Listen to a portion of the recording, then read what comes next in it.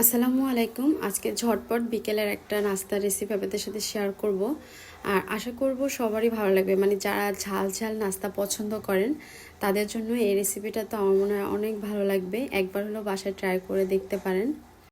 আর ভালো লাগলে রিকোয়েস্ট থাকলো চ্যানেলটি সাবস্ক্রাইব করার।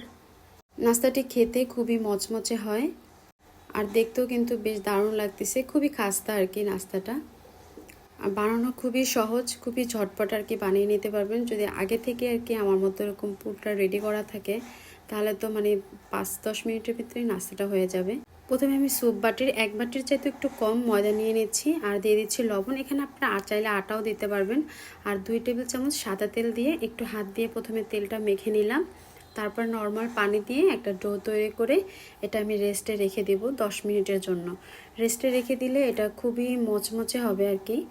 চেষ্টা করবেন সবসময় ময়দা দিয়ে কোনো কিছু বানানোর সময় একটু রেস্টে রেখে দেওয়ার জন্য। তো উপর থেকে একটু তেল দিয়ে এটা আমি 10 মিনিট রেস্টে রেখে দিয়ে তারপর আবারও হাত দিয়ে খুব ভালো করে মথে নিব, মানে 2 মিনিটের মতো একটু মেখে নেব। তারপর একটা বড় করে রুটি তৈরি করে নিব আর রুটির চারি সাইড থেকে মানে বাড়তি অংশগুলো কেটে রেখে দিব, পরে আবার একটা রুটি তৈরি করার জন্য।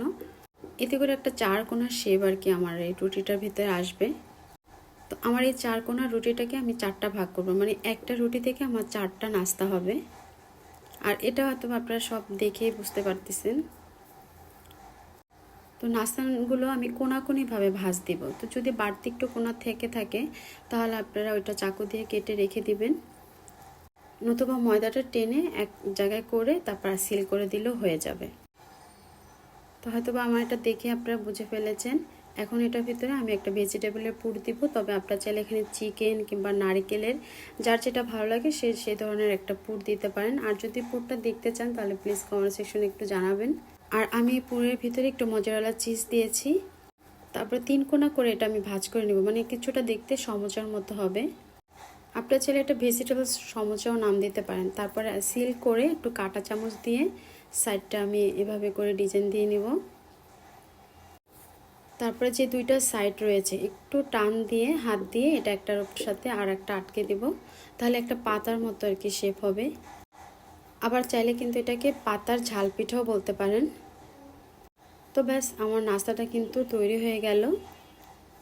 আর এভাবে করে আমি সবগুলা নাস্তা রেডি করে নিব। আরেকটা নাস্তা আপনাদের সাথে শেয়ার করি। এটা আমি চাকুর যে মাথাটা সেটা দিয়ে এই ডিজাইনটা করে নিয়েছি। রেসিপি ভালো লাগলে একটা কমেন্ট সেকশনে কিন্তু অবশ্যই কমেন্টস করে জানাবেন। তো আমার সবগুলো নাস্তা কিন্তু এভাবে করে আমি বানিয়ে নিয়েছি। আর দেখতে পাচ্ছেন দেখতে কতটা সুন্দর লাগতেছে, আলহামদুলিল্লাহ। এবার ভাজার পালা। কড়াইয়ের ভিতরে আমি তেল গরম বসিয়ে দিয়েছিলাম। তেলটা যখন গরম হয়ে আসবে তারপর আমি নাস্তাগুলো এখানে দিয়ে দিব। কখনোই কিন্তু নাস্তাগুলো হাই হিটে ভাজতে যাবেন না। তো এটা আমি মিডিয়াম হিটে রেখে তারপর আস্তে আস্তে করে এপিট ওপিট উল্টে পাল্টে ভেজে নিচ্ছি। যখন আমার এটা গোল্ডেন কালার চলে আসবে তখন এটা নামিয়ে নিব। তো আমার এটা আলহামদুলিল্লাহ দেখতে পাচ্ছেন কত সুন্দর হয়েছে আর মচমচে হয়েছে, ফুলে উঠেছে। তো নাস্তাগুলো কিন্তু গোল্ডেন কালার চলে আসছে, আমার ভাজাটাও হয়ে গেছে। এখন এটা আমি তুলে নিব। একটু তেলটা ঝাড়িয়ে তারপর আমি এটা তুলে নিব। আর আপনারা চাইলে কিন্তু এটা টিস্যুর উপর রাখতে পারেন, বাড়তি তেলটা আছে সেটা টিস্যুটাতে আর কি চুষে যাবে। টমেটো কেচাপ দিয়ে খেয়ে নেব। তো আজ এ পর্যন্তই, আল্লাহ হাফেজ।